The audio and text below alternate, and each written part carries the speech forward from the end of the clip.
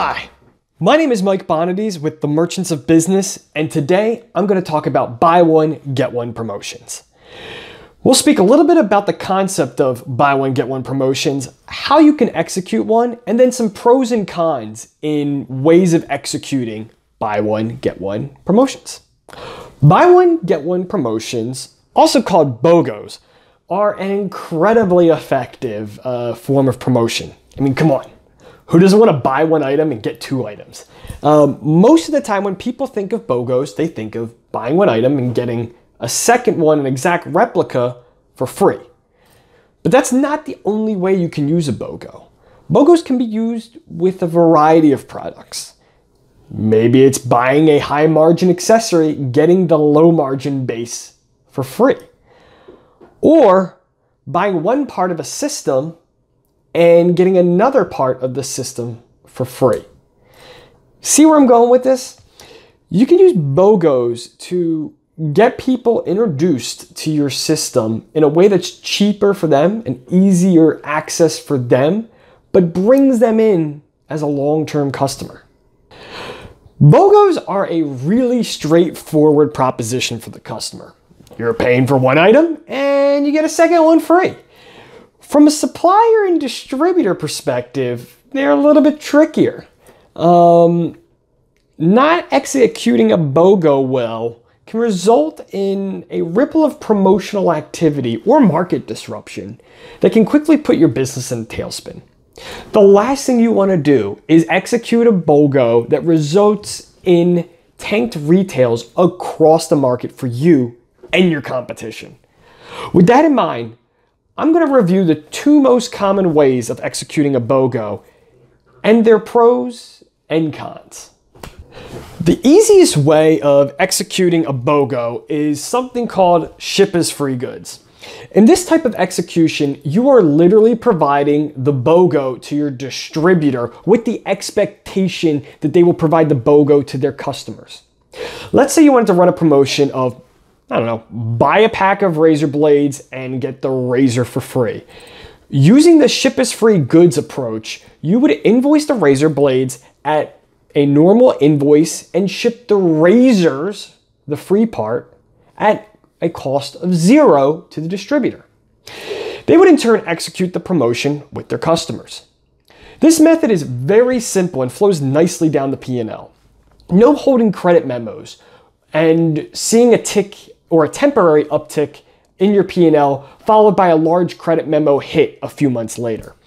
That said, there are a few pitfalls with this method. The ship as free goods method results in very little control over your promotion. A, there is nothing stopping the distributor from not executing your promotion. In theory, they could just take your free goods and sell it at normal retail and there'd be nothing you could do about it. They just bank the margin, the promo wouldn't get executed. B, the distributor can execute the BOGO on unrelated items or in a broader scope than intended. Imagine you had in your head an idea of two specific items being lumped together. So you wouldn't necessarily want to see your free razors being executed with a competitor's blade. Alternatively, you may see your free razor utilized in a BOGO for a premium razor blade package that you offer that could potentially upset the market or tick off other distributors who weren't planning on promoting that item at the time. Ease of execution is a trade-off for less control, but there's an alternative way to execute BOGOs. BOGOs can also be executed using a credit memo. In this method of execution, you ship both the razor and the razor blades at normal invoices. The retailer executes the BOGO with their customers, then reports back POS information. You would then offer a credit memo that would equal the invoice multiplied by the amount of units the distributor sold. The negative with this approach is it can sit a bit wonky on your P&L if you're not used to executing them. You get a large pop in sales, which would be accompanied by a credit hit a few months down the road.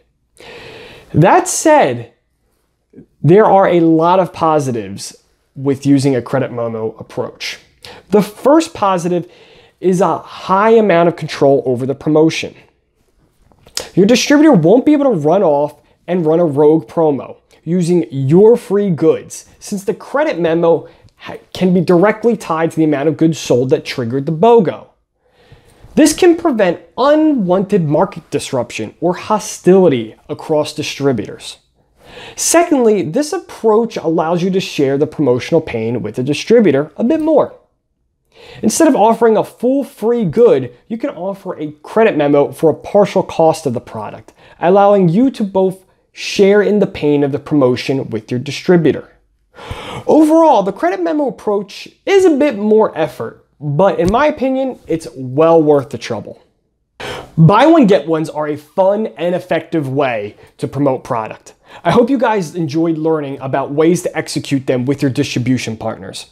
If you like this video, or you want to learn more about channel decision-making process or owning the P&L, then click subscribe. Again, this is Mike Bonadies with the Merchants of Business, and that's great P&L ownership.